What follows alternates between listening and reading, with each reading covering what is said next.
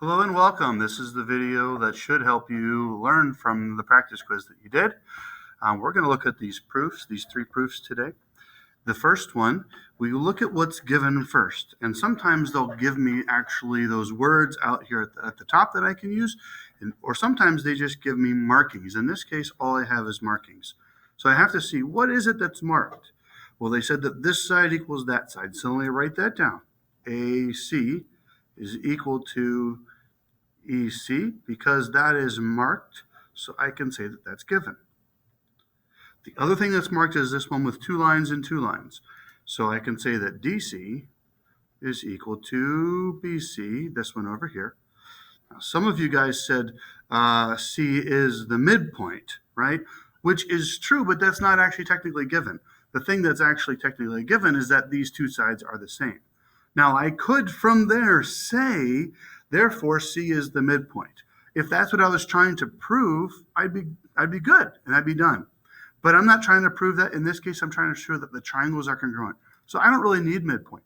If they told me off the bat that my given information is that C is the midpoint, well, from there I could say then this side equals this side because C is the midpoint. But in this case, midpoint isn't really necessary for our proof because it doesn't fit into my argument. I'm trying to argue that these two triangles are congruent.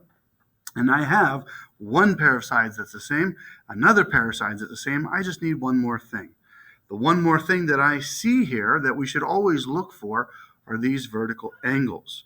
So I'm going to say that angle ACB is equal to angle DCE, right? Because those are vertical. And so very simply, I've got a side, I've got an angle here, and I've got another side. So by side, angle, side, I can say triangle ABC is congruent to triangle, let's say EDC. I want to make sure that matches up. So don't make this more complicated than it is. They gave me two sides that were equal. I can figure out the vertical angles, and that's side, angle, side. That's it. That's it. Some of you were way overthinking this. Okay, on the second one, look at what's being given. They're telling me this angle R is equivalent or equal to angle X because they both just have like one little line. Okay, so that is given. Angle R is equal to angle X. And I can use one letter because that's the only angle coming from there. Now, don't just put R equals X. Give me angle and angle so I know what we're talking about. That is given.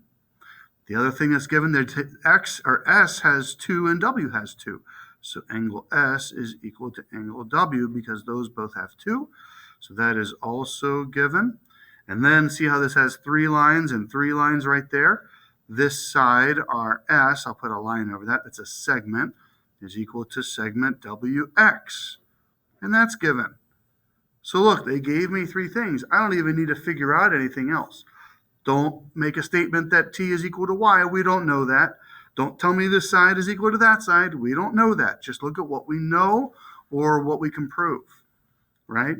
So now I've got an angle, and I've got a side in between and another angle. So angle, side in between, and the other angle, that's angle, side, angle. And that's my reason to show that triangle RST is congruent to triangle XWY.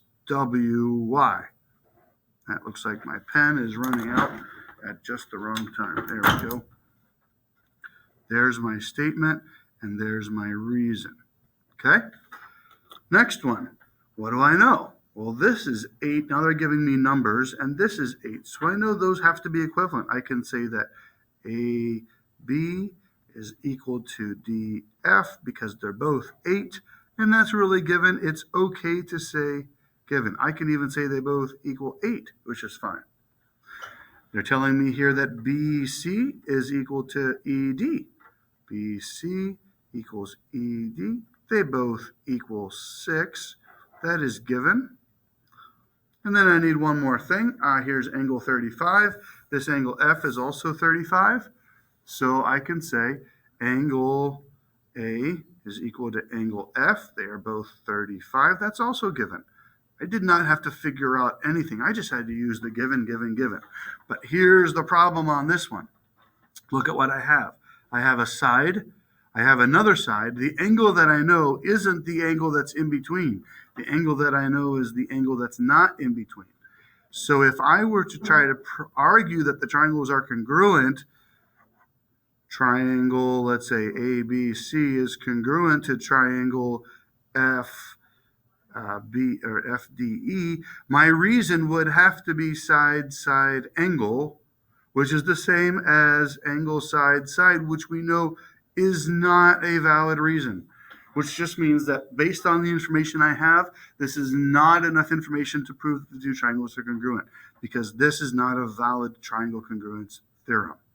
So we would say not congruent, or there's really not enough information at this time to prove that these triangles are congruent.